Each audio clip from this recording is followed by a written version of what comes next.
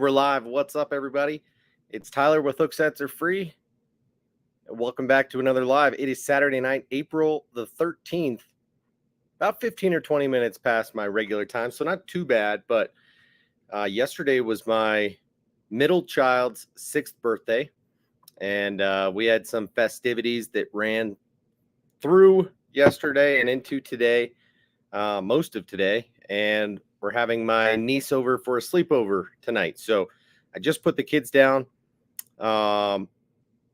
for bed tonight just a few minutes ago. So fingers crossed that everybody stays in bed and asleep and that I don't need to run out of here for a couple minutes to tuck them back in. Hopefully they'll behave, if you will. But Tim Maynard in the house.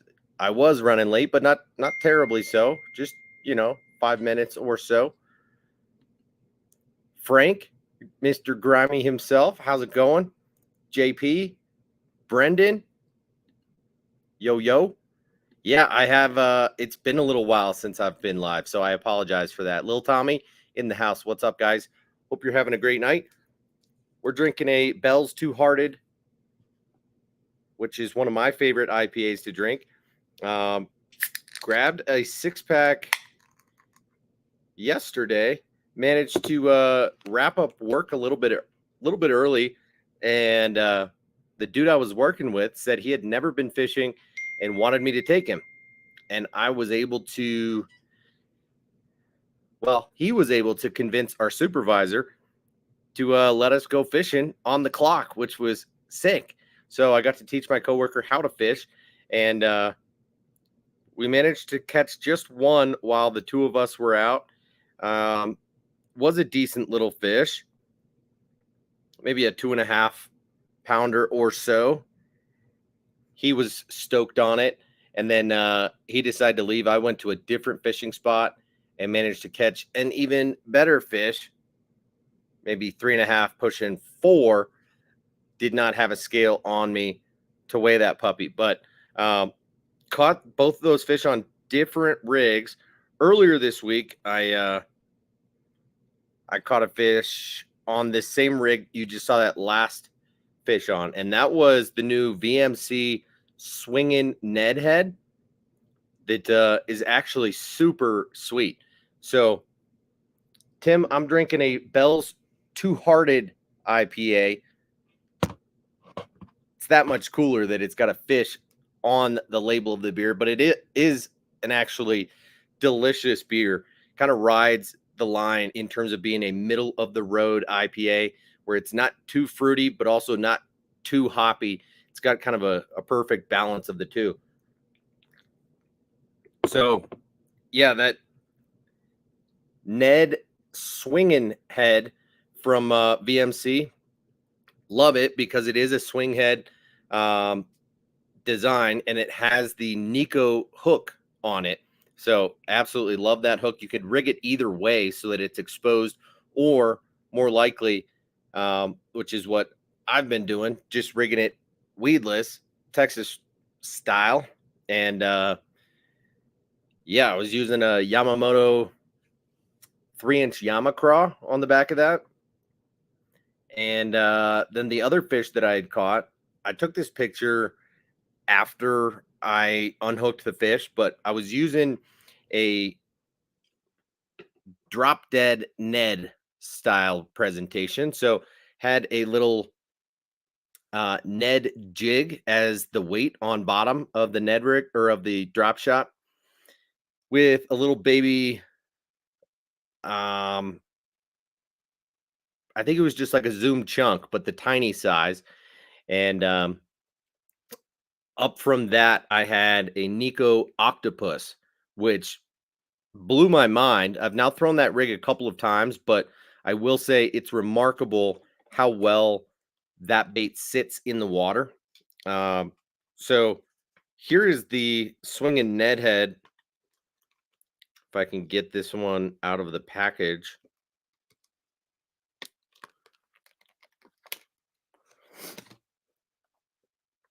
So it's got that swing in head and then the hook on it. is the VMC Nico hook that we all love so much, or at least I do. Big fan of it. Does have a little fluorocarbon bait keeper right there, and then that unique angle of the hook, which pins them oh so well. So this is a really cool little head, and one that I will be utilizing quite a bit this year. So Dustin Taylor in the house. Frank says he hasn't tried his swinging nets yet. I highly recommend it. Give it a shot, dude. JP, I'm with you, dude. I appreciate your feedback as well. We are in agreement. Agreement? Did I just say agreement? I don't know if that's a word. High octane. I mean, it's 7%. So yeah, it is a little bit high alcohol, but it's super delicious. And as a backup, in case I do plow through this, I do have an old Yellow Jacket, a Coors Banquet on as backup, but it's kind of room temperature, which is fine. I can drink it like that. Better than I would prefer an IPA at room temp, but I've got 2 of these in the fridge. I didn't want to bring them both down if I wasn't going to be drinking this quickly. So we'll see.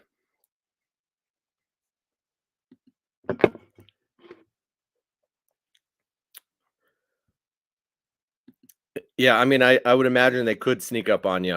If you drank like 4 of them in a row. Drop shot and bobber fishing for bluegills. Nice, dude. We'll do it. Throw those swinging Ned heads. And JP's absolutely right. It drinks way easier than what you would think at 7%. Ooh, you got bit by a muskie today, Dustin? Congrats, dude. Does that mean you didn't land it or what? Yeah, Frank, pretty much. As I was saying that, that's what it made me think of. The only time that I've intentionally or really didn't have the option but to drink room temp beer was in England. That's how they serve it. So Guinness on tap, room temp is that's extra heavy. You landed it. Oh, and it bit you. Wow. Okay.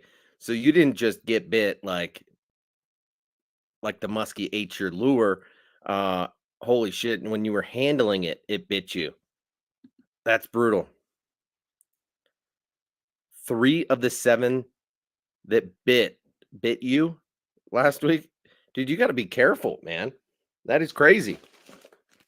What is wrong with you, Dustin? So, the reason that we're here tonight is that I do have my monthly package from Discount Tackle. It feels a little bit light. Honestly, I ordered it almost a week ago. Wasn't expecting it would be here by today. Just because it took a minute, a day or two for it to actually ship out. And then the tracking information was saying it wasn't going to get here till like Monday or Tuesday. And then I checked again today and it was delivered. So boom, decided to force the issue and get on here tonight. So I am curious because I don't remember what is in here. I think it's a little bit of a mixed bag, but I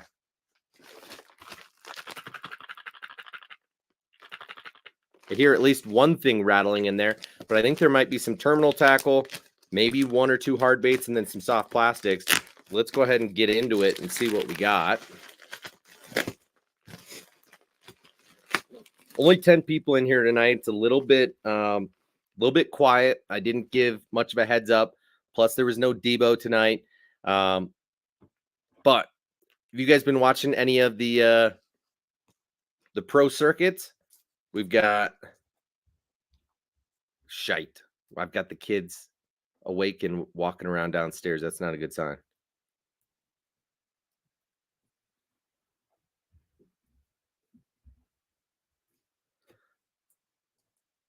I'm going to have to go holler at somebody in a second. So MLF is they've got a tournament going on at Dale Hollow, which is sweet. And Jacob Wheeler had an absolutely dominant day today. And then the Elite Series, where are they competing right now?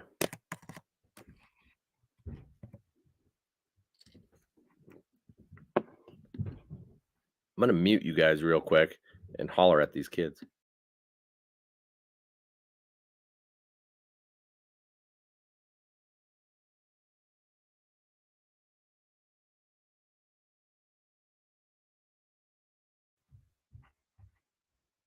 That might have worked.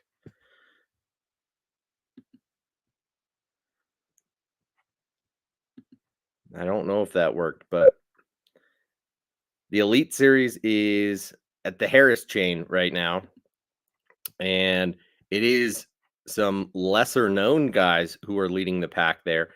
John Garrett, Ed Laughlin, Brad Watley, JT Tompkins, Paul Mueller, Trey McKinney, Brandon Lester, Tyler Williams, all in the top 10. Lighter weights there, 31 pounds is in the top 10. But that event was pushed back by a day. So tomorrow is day 3. So we actually have the top 50 going tomorrow. So theoretically, there's, 50th place is 20 pounds. So there is some room for guys to move up, and there's a bunch of big names within the top 50 still. So there we've got, both of the Johnston brothers. We've got Justin Hamner, Chris Aldane, Carl Jochimson. Rick Klun's up in 27th. That's pretty sweet. Gussie, John Cox, who fell back today. He had a 5-pound, 10-ounce day, which is super unfortunate. Lee Livesey, Mike Iaconelli, Jordan Lee. So you never know. Could be interesting, but I will say the MLF event on Dale Hollow is a bit more interesting, I think. So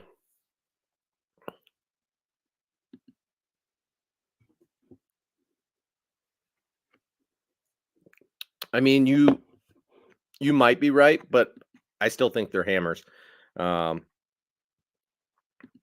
kind of what I yelled, get back in bed. And they ran off, but who knows if they're in bed or if they're just on the stairs or what. I'm just going to kind of ignore it. We'll see. Okay. Onward we go, guys. Let's go ahead and open this puppy up.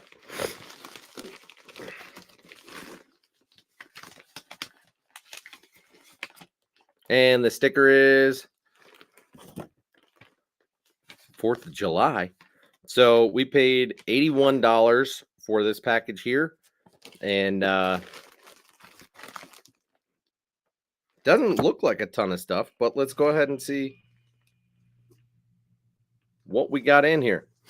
You guys already know that I have a 9-inch and a 5-inch of the Nessie, but Discount Tackle restocked a bunch of these colors, and this perch pattern almost looked too good to pass up. And I think the 7-inch is going to be my preferred size in it. So this is exactly 1 ounce and 7 inches. I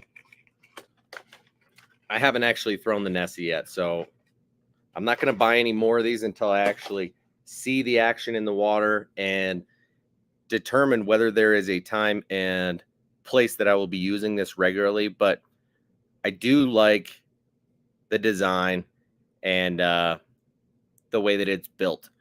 I like the swiveling hook hanger on it. So I'm going to give it a shot.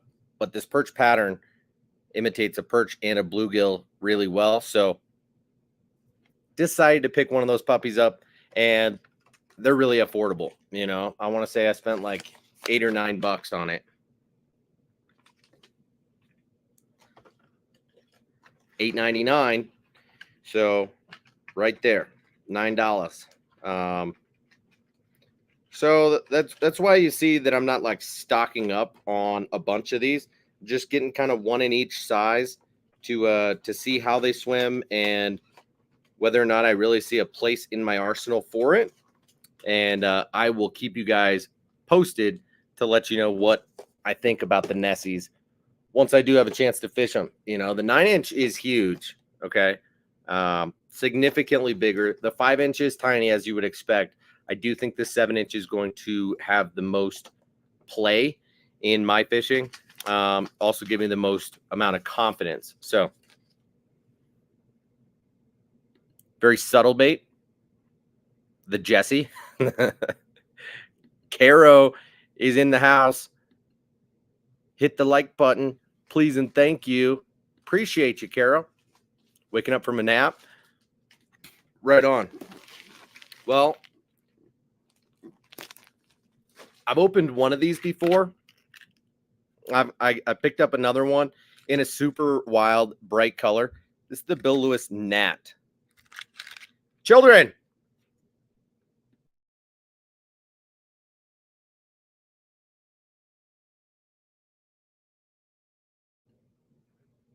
I might have to whoop some ass. Not literally, but Brendan wasn't a fan. Dude, you were never a fan. Let's not pretend like you've thrown it or really gave it a chance. You were against it from the time that it was announced, and I think that's fine and fair, but let's not act like you really gave it a shot. So this is the Bill Lewis Gnat, which closest thing I can compare it to is the Strike King Bitsy Minnow square bill crankbait. Tiny little bait here, guys. It weighs just 1/8 of an ounce, I believe. Yep. And it dives 1 to 4 feet. So in my eyes, this is a pan fishing bait. This is a true, oh shit. That's how you lose a bait right there. This is a true BFS bait here. Tiny little bait. And I could see it playing well in fishing for trout as well. So that is why I got it in the pink color. It's got a tiny little rattle in it. And they're cheap too. That's a big reason that I got it. Okay. So $3.82 ain't too shabby, if you ask me. Now I am gonna put you on pause. You guys can look at my bait wall for a minute while I go whoop some ass. All right. I'm gonna mute the mic and I'll be right back. It is a perfect bait for Brendan.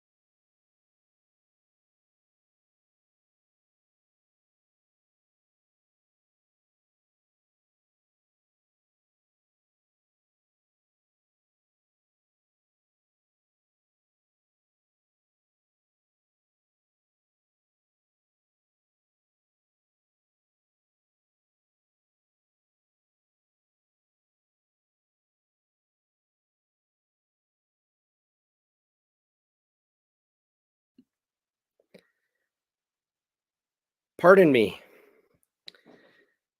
That was not a fun conversation to have, but sometimes you got to lay down the law. Let them know who's boss and that what they're doing is not cool. So, yikes.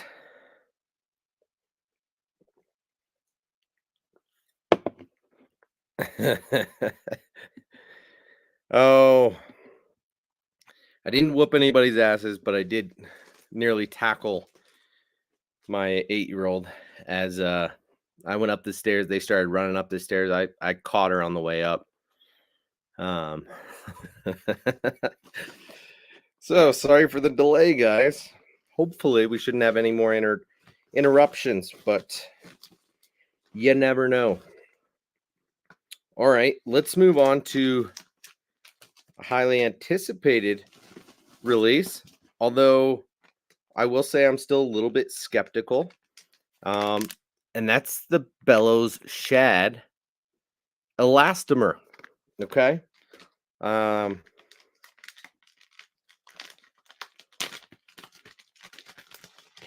There's a few things to note about this. So, first of all, comes in a single clamshell, 3 to a pack. This is the 3.8 size. I believe this is the only size they're making in the Bellows Shad, whether it's elastomer or plastisol. But 3.8 inches. It's a narrower profile than what you get out of the Bellows Gill. I think that's a big reason that people like this bait is it makes a little bit better trailer on things like a spinnerbait or a chatterbait, but also performs almost the same as what you get with the Bellows Gill if you're throwing it on a Texas rig or otherwise. So cool thing is this being made out of elastomer is that you get that durability that absolutely doesn't exist with the Bellows Gill or the standard Bellows Shad. These things will rip in half in 1 or 2 fish, and you'll blow out the nose of the bait, or the fish will just rip them straight in half. So, from a durability standpoint, these should last a really long time, and I'm excited about that. However, Thunderhawk Lures makes, I think they call it the Grenade.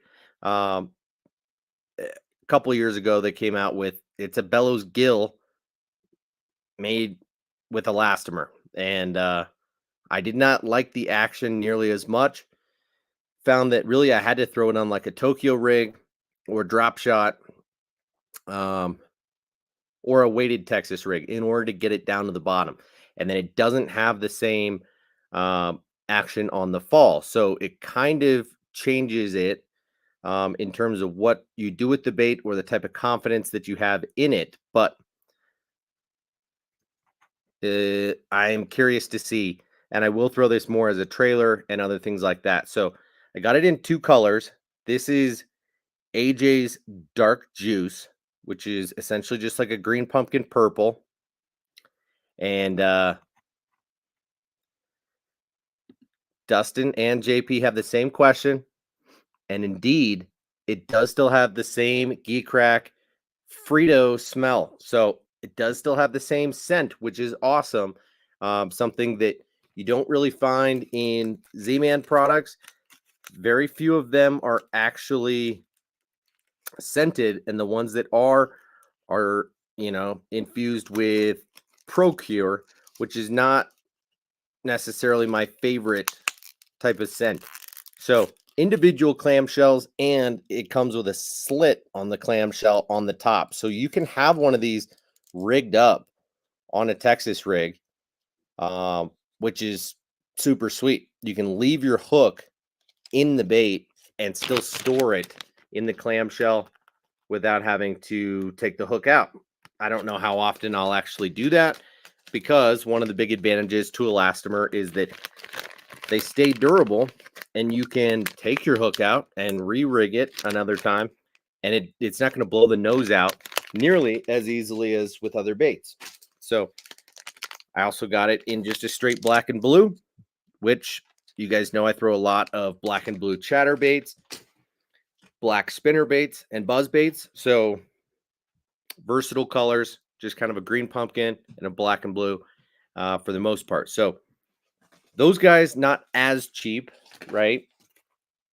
Did make up a little bit more, $9.26 per pack. So adds up a little bit. You're paying $3 a bait on those puppies. That does add up a little bit. And then while we're on the topic of Geekrack and Elastomer, I did get this guy, the Emo Kamushi. They make this in 2 different sizes. This is the 60, and they also make it in a 40 size. So as you can see, this is like it's a hybrid between, say, the rubber dice type of bait, which Geekrack has one called the Q Bomb that is that with just like a round ball with some stuff coming out of it. And then this is the Emo Kamushi, which is essentially a downsized body of like their bellows stick. So you get a tapered body with that little nub on top. And I think that is included in the 60 millimeters. So this is still a short bait, right? This is the Scupper non-color, pretty natural looking. And I am curious to give it a whirl. This is made from elastomer, so it should last a long while. But I think this is going to be more of just a straight drop shot bait. I don't know, honestly, but I was curious enough to go ahead and see what they look like in person, and I will try them out. So definitely around the spawn, and whenever I'm throwing a drop shot, I will try to remember to have this on me. But my arsenal of drop shot baits is getting kind of out of control, so I might need to slow down on just how many drop shot baits I am acquiring, because I won't have enough time to get around to throwing them all, especially when then I get confidence in a new one, then I'm not going to cycle through the other ones. So, it is what it is. But that's the other bait that I got from Geekrack, and that puppy was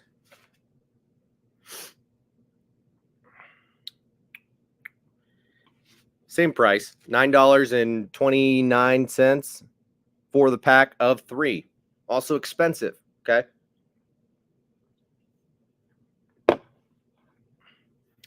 Stretchy hairy poo, says Diggs. Yeah, pretty much. Pretty much. And Tim, I would agree with that. The Depths cover scat, the Geekrack bellows gill, other baits like that. There's plenty of others. It seems like the most productive baits are the most fragile. And I totally agree that I don't necessarily mind going through a pack in a day. I've talked about this before, because even if I'm only catching 1, 2, 3 fish on a bait, if I go through a pack of baits and I'm catching 10 or 15 fish on that pack, I'm stoked about that. That's no problem for me, unless, of course, it's a cover scat 2.8 or a bellows gill 2.8, or God forbid the 2-inch, which I've never thrown. Then what happens is you're catching dinks only, and they're still tearing the baits up as fast. Then it's not quite as fun, Brendan says they make Mend It for a reason. That's true. But what happens when the fish takes half of the bait? They're not just ripping it and then you just need to fix it. What happens when the bait comes back to you in one piece instead of 2? Because that definitely happens. Okay. Now, I think the rest might all be made by one company.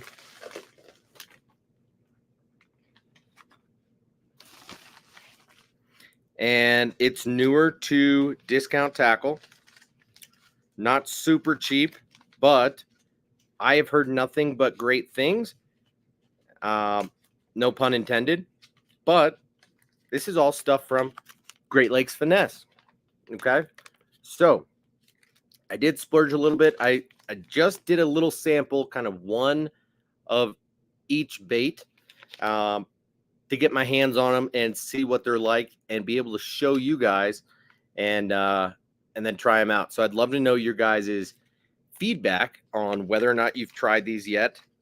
But these are all a bit smaller than I would have thought. So first that I am pretty excited to try is the new Juvie Craw. This is their newest bait on the market. Just came out a month or two ago, along with their tube head. Okay. So these are a match made in heaven, designed specifically to work with each other.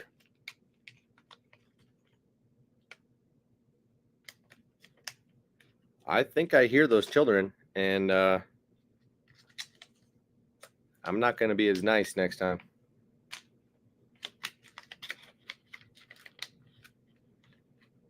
All right, so these are well stored in the pack. The packaging is like perfectly sized for these baits, and it comes 7 to a pack. Now the tube heads come 4 to a pack. Pretty pricey. Interesting. I did not realize that there was an affiliation between Great Lakes Finesse and Yum. It says powered by Yum. What in the?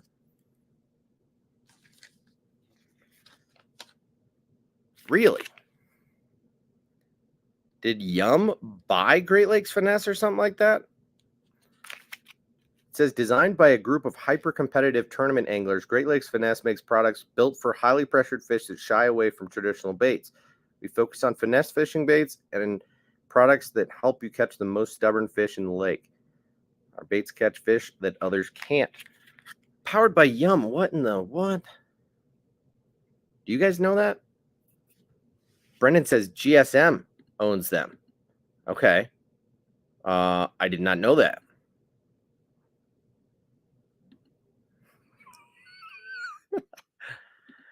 Oh. Interesting. I did not know that. They probably sold a little bit early, if we're being honest. So here's the tiny little Juvie Craw, little dude, and the tube head. Now, I was going to say before I got distracted by the powered by Yum stuff, but these tube heads come in weights all the way from as light as a 16th all the way up to as heavy as a half. So kind of cool and surprising, given that it's got just this tiny little hook in it. Now, it is a stout hook, but it's a little hook, dude. It's probably only like a 1/0 hook or something like that. I don't even know. But this Juvie Craw is a 2.5-inch bait, so true Ned rig size, and it is completely hollow. Even the head. So none of it is solid. That is interesting. I am curious to see just how durable these will be, but what's interesting is I don't think you really need to wet this puppy as you're threading it into the head. But I'm going to just go ahead and give this a whirl and rig it up. Punch it through.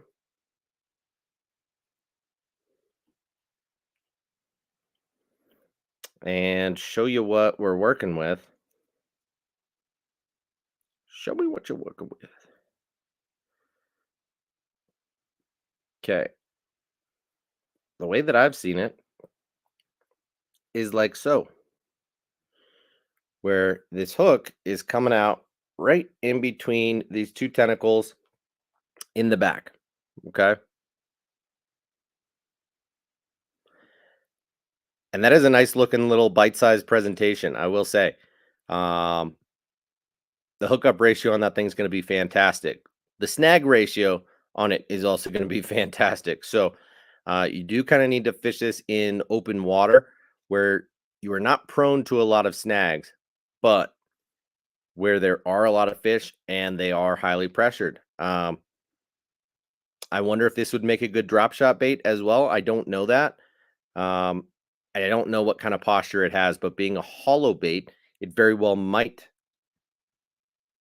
have a good posture on a drop shot hook. So that is the Juvie Craw and the tube hook, which is not a cheap combination per se, but also is interesting. So it's $6.29 for the pack of 7 of the craws. And then the tube jig heads are $6.99 for 4 of them. And they're lead heads. So it's got a strong hook. I believe they're Mustad hooks, but expensive tube jigs. I'll say that. But one thing about these heads is that they are flat on bottom. So this bait is going to rest flat. And it's not going to roll on you the way a traditional tube head would. I'll pull one more out because I didn't really show that super clearly the first time I pulled this out. But the way these heads are designed,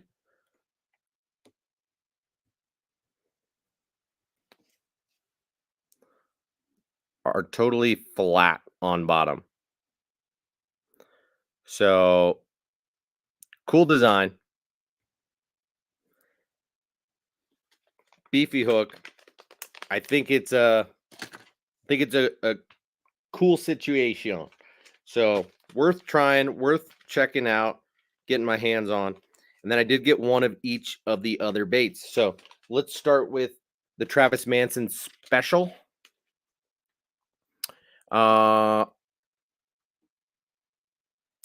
Frank, I don't know which heads or which tubes you're talking about. Which ones?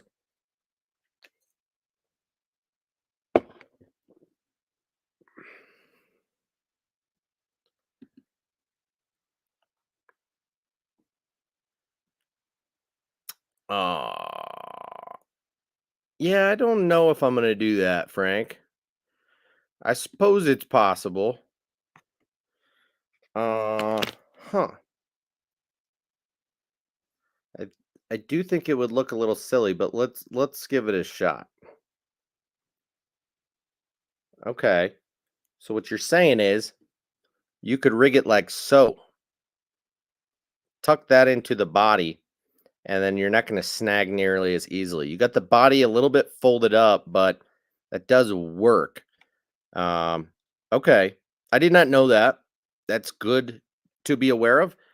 Thanks for the heads up, dudes. Not mad about that.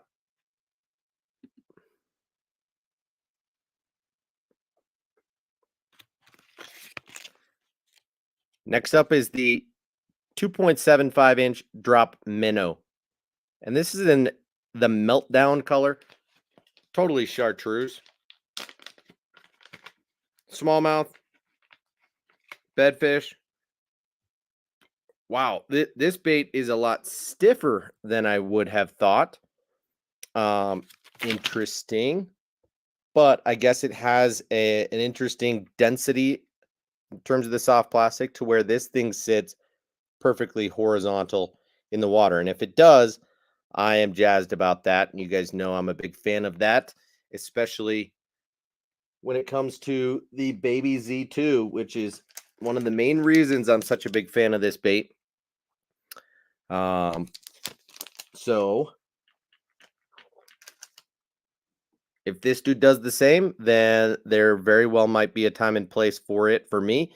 But from a price standpoint, at $6.99 per pack, that's a little bit harder to justify, right? The Baby Z2 is cheaper than that. I believe it's either $3.99 or $4.99 a pack, and it's made of Elastex. So we shall see. But Smallmouth Crush, Travis Manson, he is sponsored by them and did help design this bait. So of course he's going to be a little bit more biased, but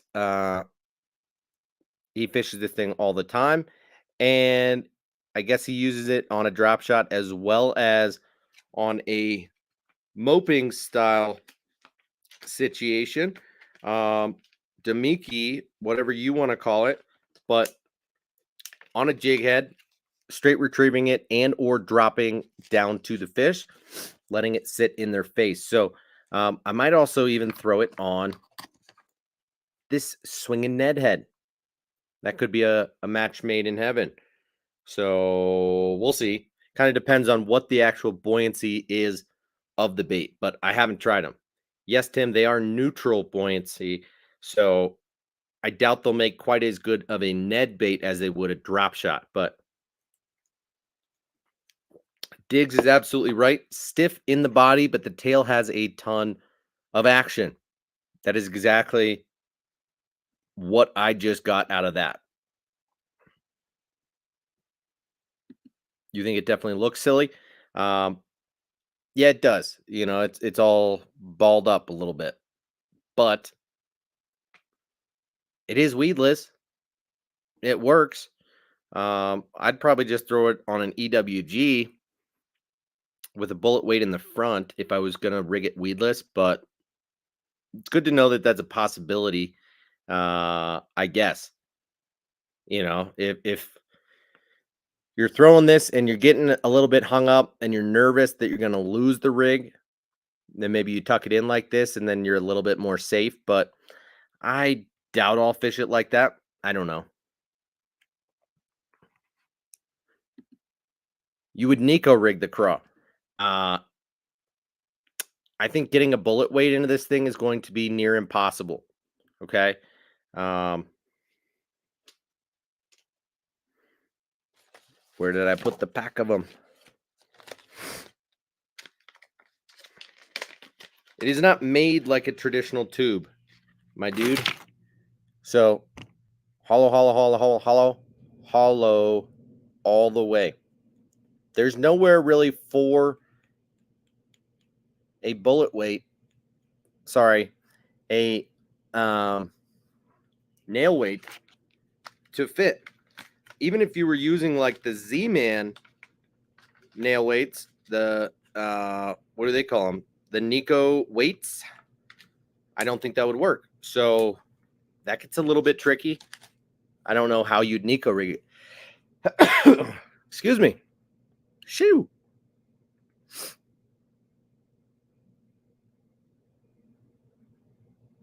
Whoa.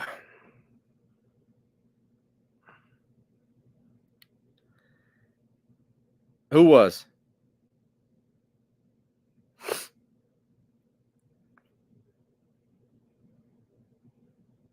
The owner of Great Lakes Finesse?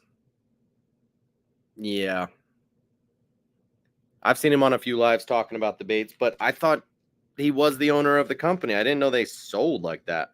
So, while we're on the topic of drop shot fishing, you know, all Great Lakes Finesse products are finesse baits, but I hear this is a sleeper of a bait. 4-inch drop worm. This is an iridescent color, which I love that flake in there, you know, like an electric shad, but this is a clear bait. So definitely has like a robo worm hand poured type of look and feel to it. It's got a flat bottom. And just like the drop minnow, this is a very stiff body. So probably going to be fairly durable. And yet it has a lot of action in that tail. And it's all salty. And now my computer is too. So super clear bait here, but with that electric flake in there. So this is about as clear as it gets. Maybe too clear, but I'm sure there's some situations where this will play really well. So you do have a little bit of texture in the mold of the bait in terms of how it looks in the water. This is an interesting looking bait. So I'm going to give all of these a fair shake and try them out a couple times. I'll let you know once I actually like try them. Whether or not I catch fish on them is less important the first time or two that I try these out. I just want to know how they act in the water and what they're actually like. That is what will give me the confidence more so than catching fish the first time that I use them. But still on the topic of the drop shot, this is the Flat Cat, even smaller bait. So we're ranging from 2.2 inches now is what this flat cat is. Holy shnikes. It's a tiny little dude. Made to mimic a baby catfish fry. Interesting. So sorry that my fingernails are a little bit long right now. That is for back scratching for my daughters. About once a week or so, I'll let them get this long so that the back scratches are extra high quality. And then I gotta cut them, bite them, whatever it is, trim them down. But this is the flat cat. Digs Outdoors. What a good joke, dude. Fat Cat Newton becoming Flat Cat Newton with all of his weight loss. Congrats to him, by the way. But I could see myself rigging this up and down like so, probably more so than flat. But I'm sure either way would work really well. I think you'd get a little bit more action out of it if you rig it flat than if you rig it up and down. But I will say this is a pretty cool looking bait. This is in green pumpkin, tiny little dude. So it's going to be a multi-species bait for sure, not just a bass bait. Whereas I think that 4-inch drop worm, maybe even the drop minnow and the juvie craw are going to be mostly bass baits, but this dude is going to be a multi-species bait, the flat cat. So got that in green pumpkin. And then lastly, this is going to be a finesse bass bait. But in my mind, this is going to double as both a finesse jig trailer, like a micro jig trailer, and a Ned rig bait. This is the snack craw. I was hesitant to get this bait because honestly, its posture is kind of whatever. You know, it is a realistic looking craw. And here's one of the cool things about Great Lakes Finesse is that their baits they do come in these matte colors. So this is matte black, that green pumpkin, really all of these, they have like this matte finish. It's not very gaudy. It's not overly shiny or anything like that. So this dude is tiny as well. 2.1 inches. This is the smallest officially. So we went 2.1 on the snack craw, 2.2 on the flat cat, 2.75 on the drop minnow, 2.5 on the juvie craw, and 4 on the drop minnow. These are all little baits, dude.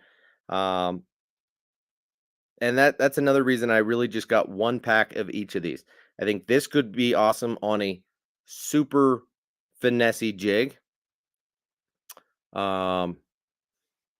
And also on a Ned rig. So that is the reason that I got this bait in particular, but also it's like, well, while I'm at it and getting one of all of their baits, instead of getting a couple colors of one that maybe I think I'm more likely to use, I'm just going to try out the whole batch and get them in colors that I think are either more versatile or more likely for me to throw and have confidence in, depending on the application. So I really do think that with the drop minnow and the drop worm, I'm going to be drop shotting those. With the juvie craw, I'm going to be throwing it on their tube head almost exclusively. And then with the snack craw, I'm going to be throwing it on perhaps a Ned rig, but more likely on a micro jig, a finesse jig. And the flat cat, probably just on a drop shot. So that does it for this month's package from Discount Tackle. I spent $81 on it. Couple of out there Elastec or elastomer baits from Geek Rack. So it was the Emo Ripper I was thinking of, and not the Bellows worm, Bellows stick. That the Emo Kamushi is that same body, just downsized, made with elastomer and with the hair in it. And then the Bellows Shad made from elastomer. Should make a cool trailer, as well as a Texas rig or Tokyo rig or punching bait with a little bit more durability on it. So those and the little baby gnat, add that to my BFS box, and hopefully catch some trout, maybe some crappie and bluegill on that puppy. And then I did get the 7-inch Nessie in the perch color. So not a bad haul for the month. I will say that Discount Tackle has picked up and added more stuff to their website in the last week. So unfortunately, I've missed out on some of that stuff, but you will see me opening some of it next month. So let's go ahead and open up Discount Tackle while we're at it. And I will tell you, as I always do, that my affiliate link to Discount Tackle is in the description of this video. I'm not going to go ahead and drop it in the comments right now, but if you're interested in checking out any of the stuff that I showed in this unboxing or any of this stuff we're about to look at now, please use my affiliate link. That would be greatly appreciated. What just happened? That's what I want. Okay. So discounttackle.com. I think /AFF equals 3 is my affiliate link. Okay. It'll just bring you to the homepage like normal, but it'll let them know that I sent you their way. Okay. Rapala's got 20% off right now. And we go down to new arrivals. This is how I peruse the website on a regular basis. All this stuff is the most recent that they've added to the website. They do not update these if, say, a bait that they've had on the website for a while but was out of stock and they've restocked it, they don't move it up to the top of the list, unfortunately. So you do have to keep that in mind. But this is all the newest stuff that wasn't previously on the website but is now. So you can get a big old decal, Discount Tackle, some Bass Mafia money bags. I don't know if that's a fantastic deal, but so be it if that's what you like. I just buy things like that on Amazon. They do have the dangerous loaded swim bait on Discount Tackle, which is cool. Not discounted, but good bait. I don't know why they didn't have the 6XD or the 5XD, but I guess those are new to Discount Tackle. The Bitsy Red Eye Shad is one that I wish was there because I would have picked it up. This is their BFS lipless crankbait. Weighs just 1/8 of an ounce. It's the Red Eye Shad, but in a tiny version. So pretty cool. $4.39. Great deal. On sale, as all Strike King stuff is all the time. They got the Elite 300 jerkbait, which is an expensive jerkbait at $15, but you can get it here for $11.99. Makes it a little bit more palatable to go ahead and try them out. This is the deep version.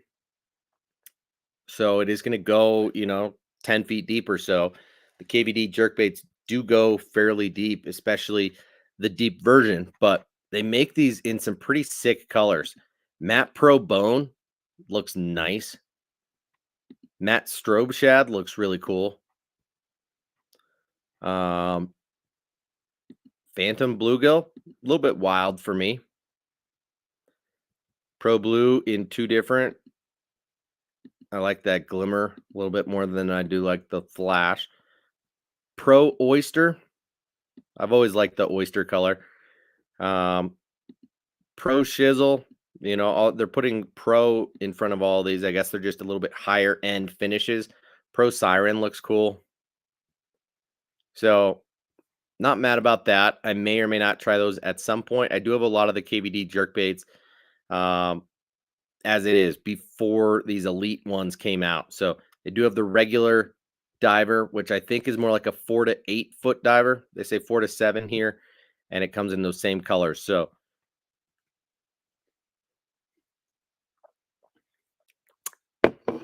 they also have the Elite in a 200 if that's your fancy, but it's almost the same body size, just with 2 hooks instead of 3. So not really my thing. I do prefer 3 hooks on a jerkbait. They got the Hybrid Hunter and the Junior. I prefer the Junior to the full size. Full size is a big bait. Keep that in mind. It's actually a huge crankbait. Ragetail Menace worm isn't necessarily one that I've had my eye on. It was released last year at ICAST. One of those baits, just like the Rage Hawk that we're going to look at in a second, that took forever to actually make its way onto the market. But I do like Ragetail everything, but as a swimming worm, I don't really know why I'd prefer that action. So I probably won't be picking that up. But the Rage Hawk, on the other hand, a little bit more intriguing, just different than other things that are out there. Pretty wild profile. So they say it can hold a 5-inch or a 5/0 flipping hook, even though it's a 2.75-inch bait. So I don't know exactly how that works out, but I guess it's a flipping bait more than anything. Seems kind of cool. The Zeus worm, another jig head. They've got their own tour grade split rings and snaps, and Nico weights and swivels. Okay. Got the Depths Sakamata shads in all sizes and in the heavyweights. Who was it here? Tim, that absolutely loves the heavyweight, whether it's the 8-inch, the 5-inch, the 6-inch. We've got the heavyweights in all of them. So 6-inch heavyweight, they come in a 6-pack. So not a terrible deal. I mean, it is Depth, so you are going to pay an arm and a leg. They've got a bunch of colors already sold out, so that's a little bit unfortunate. You know, I'm not the only one that likes to peruse Discount Tackle and see when new stuff comes in and then take advantage. Uh, but it kind of feels sometimes like Discount Tackle doesn't immediately buy a ton of stock of everything right when they load up. They want to see how it sells, and then they load back up after the initial batch. So sometimes it's best to just kind of see what they get in. And then if you can't get the colors you want, wait maybe a month or so, and everything should be back in. Mustad has some new hooks, the Alpha Point line of hooks. I don't know about that. Kind of like the VMC new hooks, although these don't look quite as expensive. You know, we're looking at $5 minus a discount here. Not too crazy, but it is a weird bend on these EWG style hooks, right? Um, Offset assault hooks, they call them. So it is offset, but this bend down here is interesting. Don't know exactly how I feel about that. Flipping hooks look pretty good.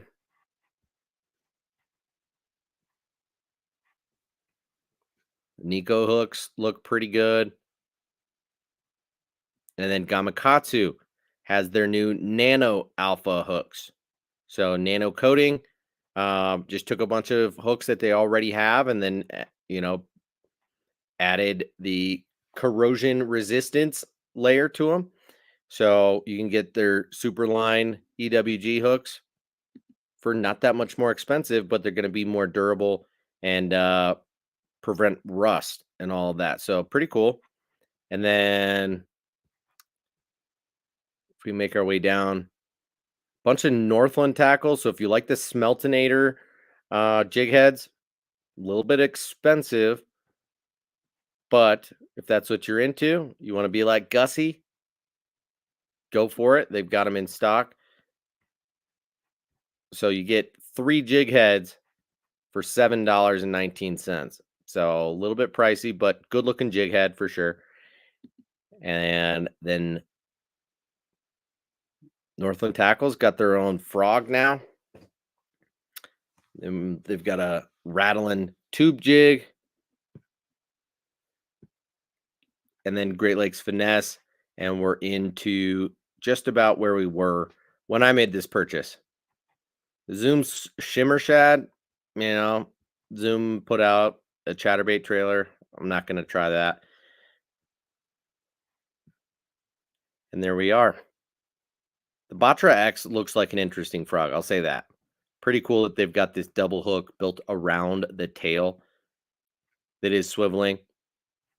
I mean, the action of this thing, I'll show you real quick. It's pretty wild. And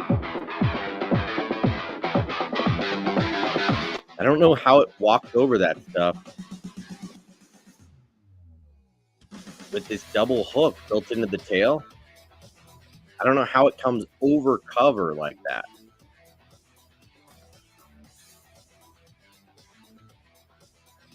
All right, show us the action again. Look at that thing. Looks pretty cool.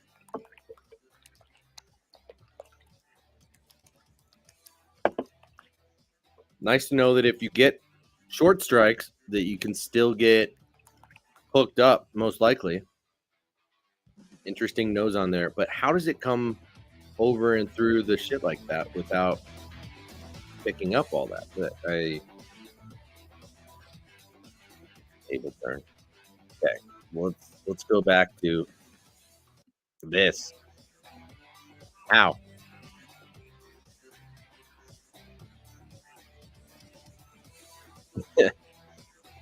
Probably one of those rare casts where they're like, "What do you know? It made it through perfect. Let's go ahead and throw that on the promo video." I mean, it looks like pretty cool bait. I'll say that. But it's $20 for a frog. Pretty wild. And they've got a bunch of new reels and stuff. Tranks 150, I'm sure, is a sick reel. Love the Tranks 200 and the 300. I've got them both.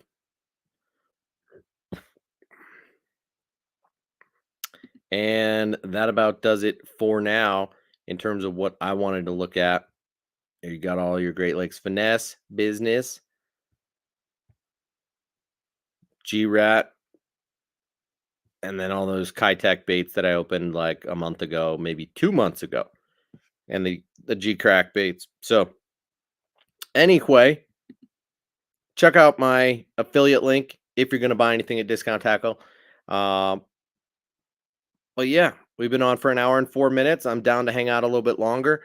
I'll transition over to the Yellow Jacket, if you will. Do you guys watch the show Yellowstone? I've never heard of a Coors Banquet referred to as a Yellow Jacket before until an episode that I watched just a week or two ago. And I thought that was kind of wild and badass. And so now I'm going to start calling it that.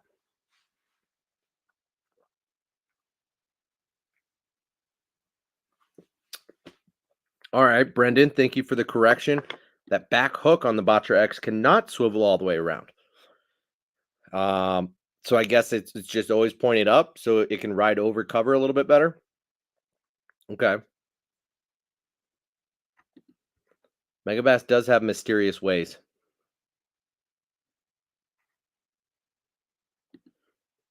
Was it not? I think it was, but that would be funny if they were just tricking us like that.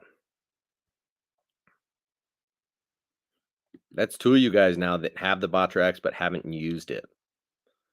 Interesting.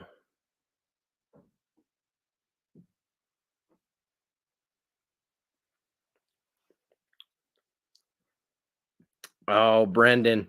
They got a lot of horse stuff wrong. You're funny. I would imagine that would bother you since you're a horseman yourself. So either way, Yellowstone is it's a wild ass show. I've never heard of it referred to as a Yellow Jacket either, but I just call it a banquet because that's literally what it is. They've got these banquet beer. They've got some limited time Oh, sleeves, the Legacy collection, couple of different um, models of the sleeve that's on the beer these days, but pretty cool. You guys know how much I love a good banquet, and that I happen to know a couple of people in the Coors family. My dad just went fishing with the guy that we know best, by the name of Brad Coors, just a couple days ago. And sadly, that dude just sold his piece of property, his fishing dream, um, and no longer owns it. So made me sad. I'm just glad that I was able to go there a couple of times, um, and fish that body of water or that section of river. And last year he had just stocked his pond recently. Before that, I was one of the first people to fish it and the first one to catch any fish out of it. And then it just turned into a silly smash fest because these fish had not been caught before, had just been stocked, and he like overstocked it. And me and one other dude just whacked on him for an hour. Uh, Caught like 30 fish in that 1 hour before heading back to the river and whacking them there. So had a silly day, but Beth does rock. She's a psycho though, huh? She is a wild child. Not a child, but she's a crazy ass. And I love it.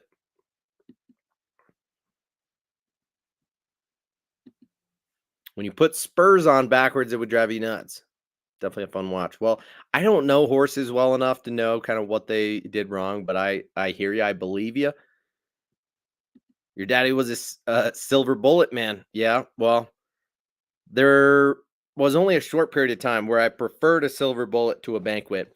Um, but no, I much prefer a banquet. And I find that it's got just enough flavor and body to it that I'll drink it every day. Um, and it's affordable. So much cheaper than say, you know, the Bell's Two Hearted. I think I paid like $11 for a 6 pack. The banquets, I paid like mm, $13. No, $12 for a 12 pack, maybe a little less. So it's about half the price of what you'd pay for, um, I don't know why the word is escaping me right now, but for just a more craft style beer, if you will.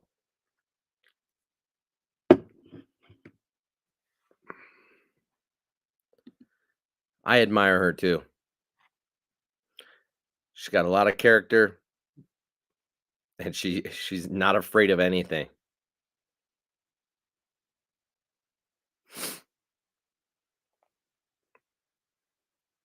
No, JP, I'm all out of whiskey right now, dude. But soon I will re-up on some whiskey. So I'm beering it up tonight, dude. Brendan's out of here. All right. Well, go ahead and clear coat your baits. Fun show indeed. Thanks for joining. Appreciate you. If you guys have anything else in particular you want to talk about, let me know. Otherwise, we can kind of wrap this up on the shorter end.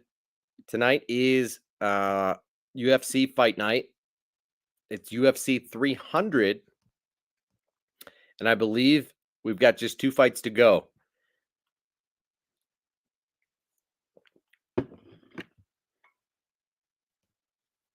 Holy shit. So looks like Charles Oliveira lost via split decision.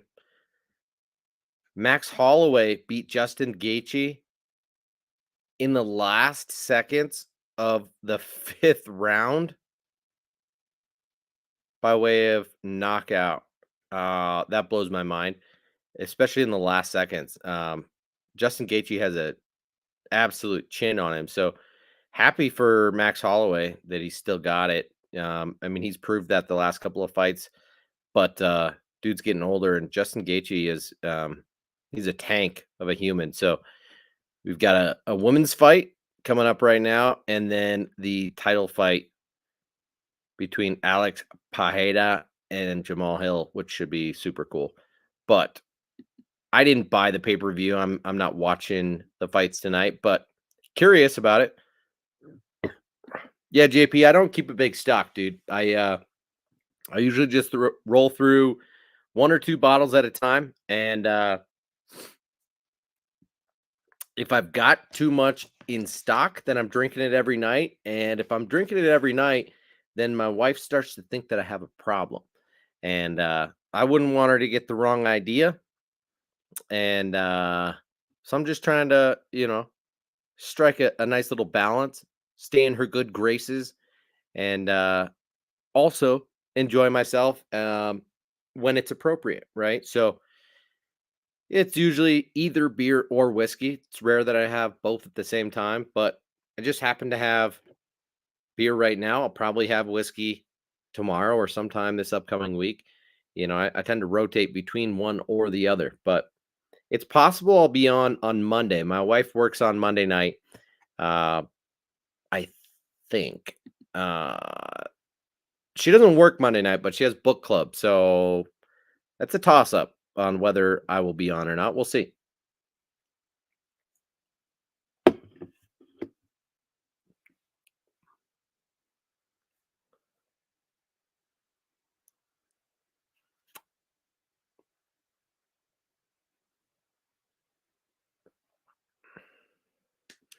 No way, Tim. Well, you go to Blockbuster and you rent UFC 1, 2, 3, 4, and 5? That is insane on VHS.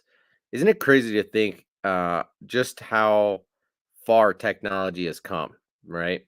We went from VHS to DVD to Blu-ray to then online and streaming and pay-per-view. It's all moved so fast,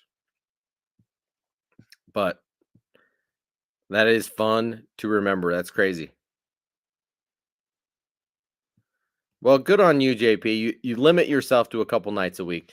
Um, I'd like to think that I would do the same, and I probably would ultimately, but no, I leave it up to my brother to have the collection. I've learned through him and his collection what it is that I like, what it is that is on my kind of uh, desirable to-do list, what it is that I'm seeking out, and if I see it, I'll get it. But I don't keep a stock of anything. So unless I'm planning to save it for a special occasion or I'm going to give it away, then I'll stash it and pretend like I don't have it. But otherwise, nothing's off limits, dude. And the occasions come up. So I drink what I got. Drink them if you got them, you know what I mean? That said, I've only got like 4 beers up in the garage right now, so, as I said, I am gonna run out shortly here, and, probably at some point in the next week, I'll most likely be buying bourbon, if I had to guess. Tim, you didn't have Blockbuster? Alright. The movie gallery, that is funny. Um, Dude, Blockbuster was the jam. Dude, we'd go in there and browse for like an hour.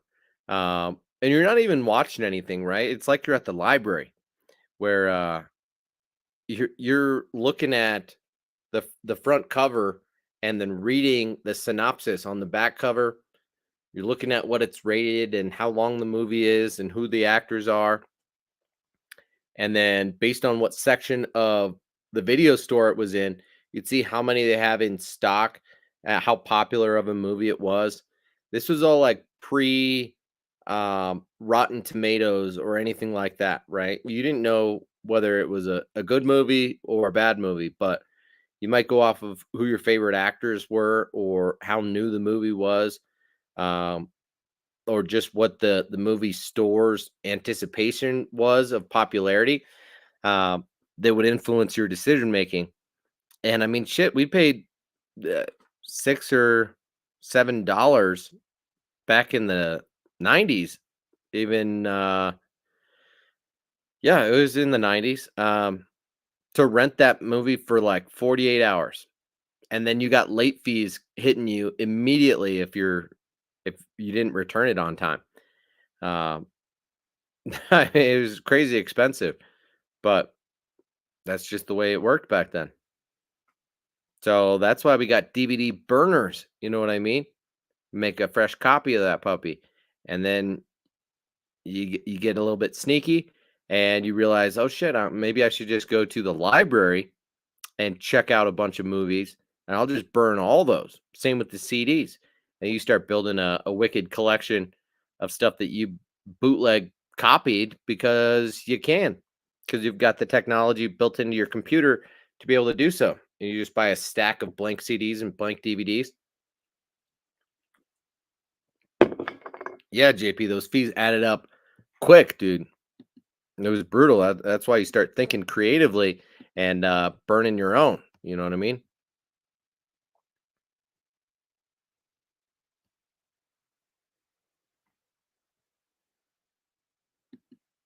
What? You'd rent videos at the furniture rental places? I didn't even know you could rent furniture. That's crazy. Oh, no doubt. TD1's T1D Steve, that you're absolutely right about that. I think most places made you rewind the VHS tape. Like, it was such a hassle for them to do that, but they would fine you if you returned it on time but hadn't rewound the tape. Absolutely. Okay, okay. I was gonna say there's still one open. Wait, they do still rent stuff, or is it just a museum? JP, I'm the same way. I recently, I told you guys that for this past Christmas, I bought my daughter's uh Discmans. Um, so they've got these portable CD players, and that as I was digging through all of my old stuff, I found all my binders of CDs and DVDs, and it was a blast from the past to just see like what my style was back then. But then I noticed that the further I looked, the more I started burning CDs. So it's crazy to think that when I was anywhere from 9 to 16 years old, um, so all the way up until early 2000s, I was buying CDs and DVDs uh, like a lot. Um, I have hundreds of them, and you start to do the math and realize it, each one of these was like $20 a pop, right? Um, how did I have that kind of money as a kid? Um, I didn't think I made that much for allowance. I collected baseball cards, and I think between baseball cards and music and movies, that's where all my money went. Um, and then once technology caught up and we got a computer with a CD and DVD burner, oh, I just went wild, right? That and dude, Napster, I was a hustler come I think that was 5th or 6th grade for me. So must have been late 90s. Um, I got that Napster, dude, and I had a CD burner. So first it was Napster, and then they got busted, and then it was like Kazaa and a couple of other platforms like that that that I downloaded so much stuff. And I would make and sell custom mixtapes or mixed CDs for people back then. And that was right when then it transitioned to capability for MP3 CDs, which all of a sudden then you could put 100 songs on a single CD, and that was the freaking deal. So Yeah, because I also had a bad habit of downloading pornography and burning it onto DVDs, uh, so that I wouldn't get caught by my parents for watching stuff. I would I had a whole system. It was a problem. I hope my son, who's 3 years old now, won't uh, get ahead of me technology wise in some 10 years from now, and have some of the same habits that I had back then. But yeah, LimeWire. Yep. So it went from Napster to LimeWire to Kazaa. Yeah, you're absolutely right, JP. Thank you. LimeWire was a good one for a while.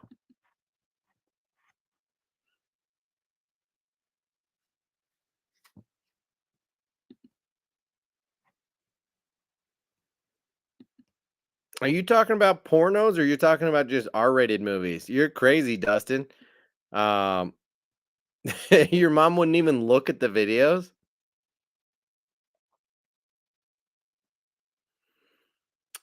Yeah. Frank, isn't it crazy to think just how much we spent on music and cinema back in the day? And now we don't. I mean, sure, we stream, we, have subscriptions to these services, so we still do pay a lot, but no, back then, I mean, it wouldn't be uncommon to buy anywhere from 20 to 50 CDs and or DVDs per year, right? So that's well over $1,000 on that kind of stuff. And now you could have multiple subscriptions that you're paying $10 a month for, um, and still be spending significantly less. So it's a different ball game now.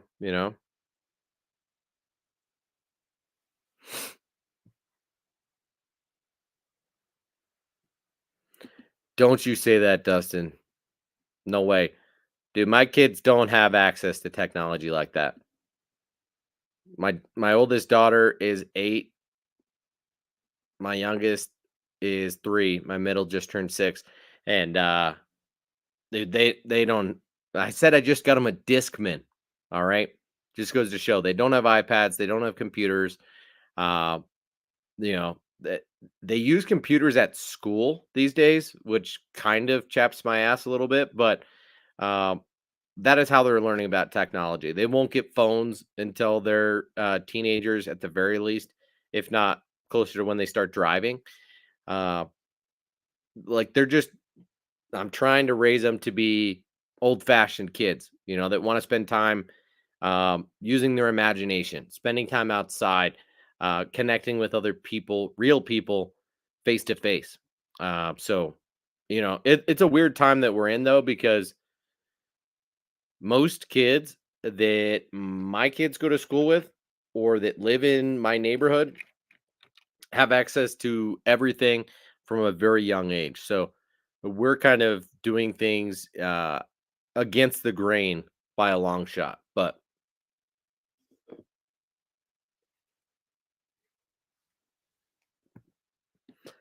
yep, Diggs, you're absolutely right. I've had a Spotify subscription for 12 to 15 years. It's kind of cool just having access to all of it all the time.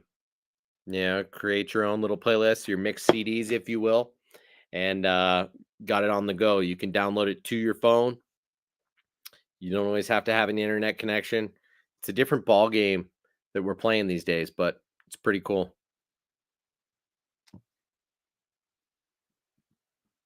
Your main list has 2,300 songs. That's a lot, dude. How do you roll through that? Why don't you chop that up a little bit?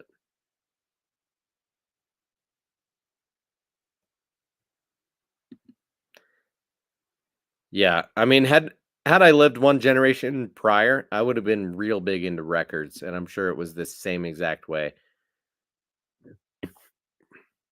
Dude, I think I've told that story before, but when I was a kid, in the earlier 90s, that's exactly what I would do. I had a boombox that had a CD player on top and a cassette player in the front. And the original mixtapes, right?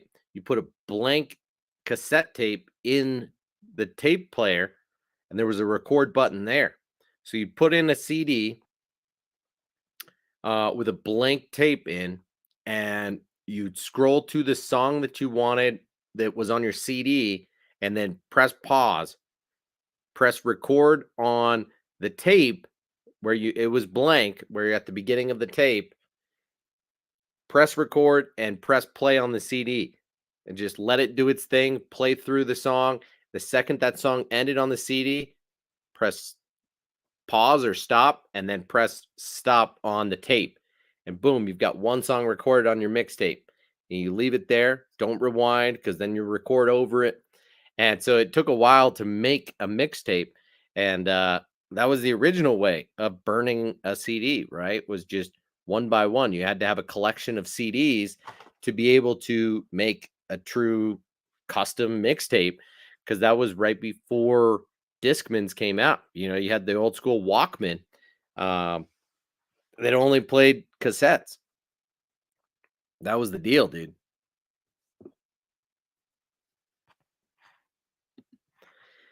Yeah, no, we don't do that, but we have plenty of friends that, you know, their little kids are playing video games, watching movies, doing all sorts of stuff unsupervised, have iPads at the dinner table, and, you know, we are very old fashioned.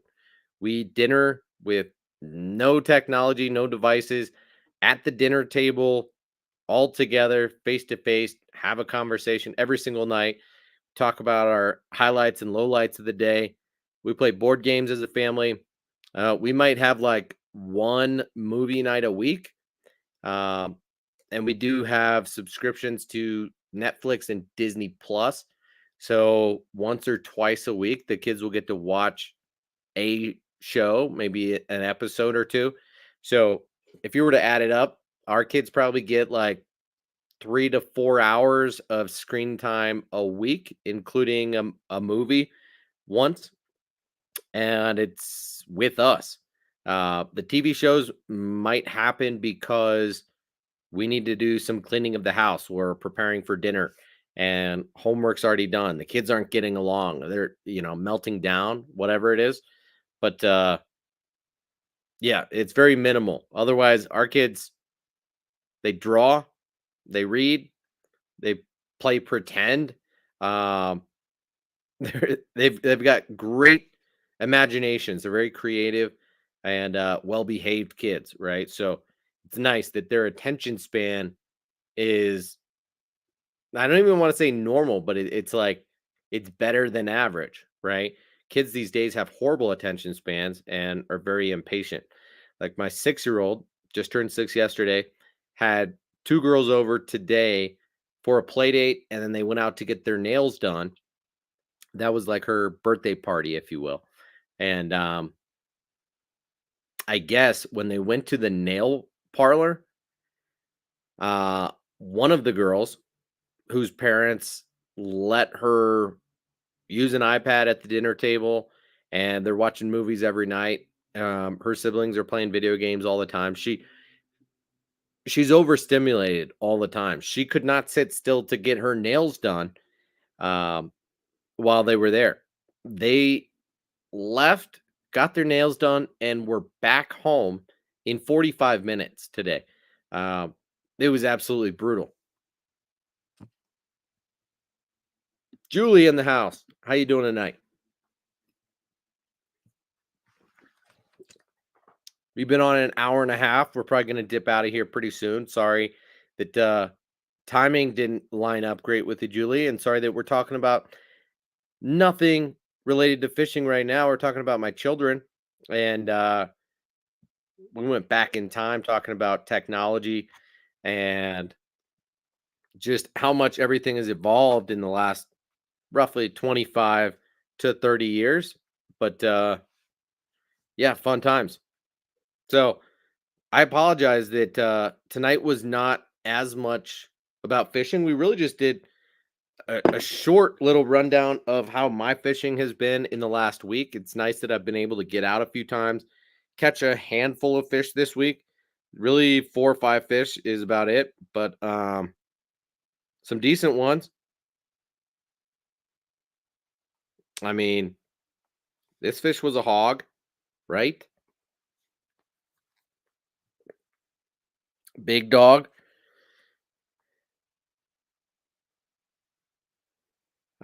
And then we did the unboxing and went through some. I think they are really all new baits to me. Uh, I have not fished the Bill Lewis Nat or the Berkeley Nessie yet, so technically those are still new to me.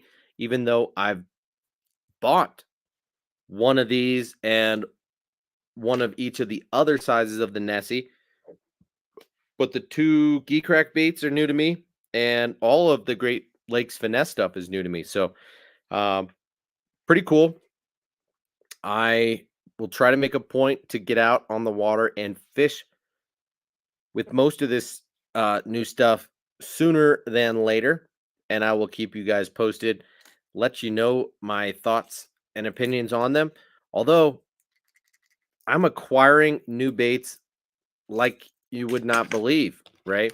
Uh, I will say I did get out. I have the Molotron tied on one of my rods right now. It's the other color that I have that's more of a gizzard shad type of color than this one. This is like the glow mullet or whatever. Um, this bait is great. Um, I don't know if the rattle in this bait makes any sort of difference, but this tail is fantastic, and the weight inside it is fantastic. I don't know if you can see, but it's heavily weighted in the bottom of the bait. And it does have that line through, right? And it clicks into place in the head. And it's got that Huddleston style tail, and it's made from Elastec. It's a pretty heavy bait in the 6-inch version, which is this one. I want to say it weighs a good ounce and a half, maybe. Um, so if you like a little bit lighter weight bait, I would go with the 4.5-inch. I don't know that the action is going to be the same on it. It's going to be more subtle, but the 6-inch has a lot of action on it. You can fish it slow or you can fish it fast, and it does not roll. It doesn't blow out. Really like it. So I've had the opportunity to use it just a few times so far. It is a heavy bait, so you can throw it on like a medium heavy or a heavy will definitely handle it just fine. But on a medium heavy, it loads up kind of a lot. You're gonna need heavier line, something at least like 15 at the lightest, but preferably more like 17, or you could easily go 20 pound. But that's a very good bait that first impressions are fantastic. Like it.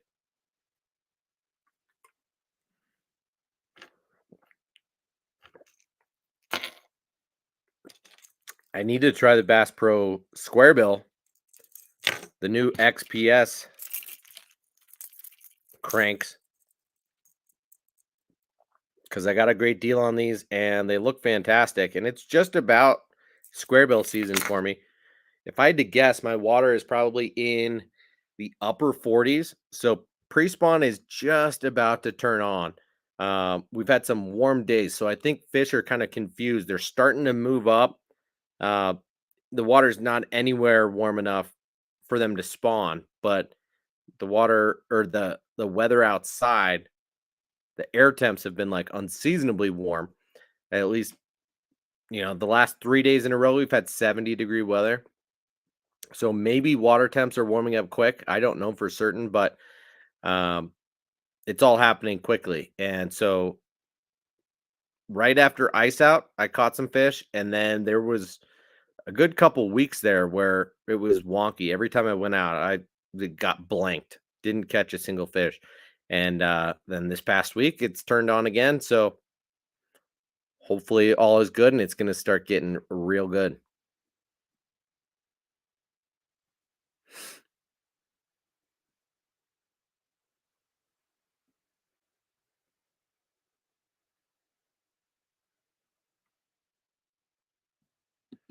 Well, I'm glad to hear it, Julie. That's encouraging. Thank you for the feedback.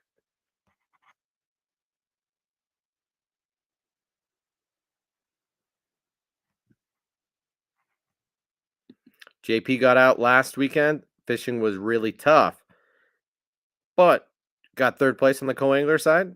Good on you, dude. Nice.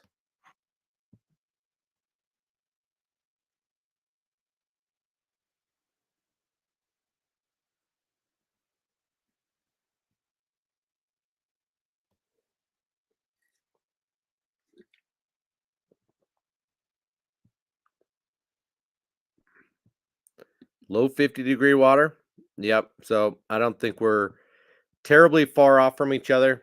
I will check water temps next couple times I get out. I'll know a little bit more for certain. That'll help me determine what to throw and dial in and hopefully get bit a little bit more. But some of the times that I'm going out fishing, it's like I'm just making the most of time, my opportunities that I have. I carry rods and a couple of baits in my work truck. And so if I get off a little bit early, I'll go fish for a little bit. Uh, that will change where as the weather gets a little bit better, I'm going to do less of that and more of just planning ahead to go out for at least a few hours in the late afternoon and early evening and take advantage of kind of that best window of time as opposed to just fishing for an hour right after work before getting home. Um, but yeah, fishing's about to heat up, so I'm with you.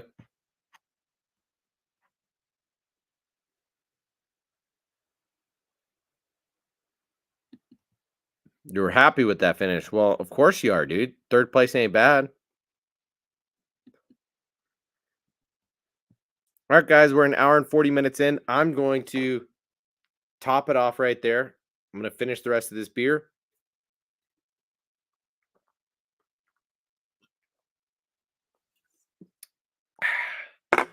And we're going to get out of here. I appreciate you guys hanging out tonight. If you haven't already, hit the thumbs up button for me. If for whatever reason you're not subscribed, but you're in here hanging out and chilling with us, just do me that favor, hit that subscribe button. Otherwise, thank you so much for chilling tonight. It was fun as always. I appreciate you guys. I'll see you again in the next one, hopefully in a couple of days. If not, then next weekend. All right. I will find a good excuse and something to talk about next weekend. We will have a more specific topic, probably run through a category of baits or a time of year type of deal. But thank you for hanging out. Appreciate you guys. Have a great rest of your weekend, and I'll see you very soon. Bye.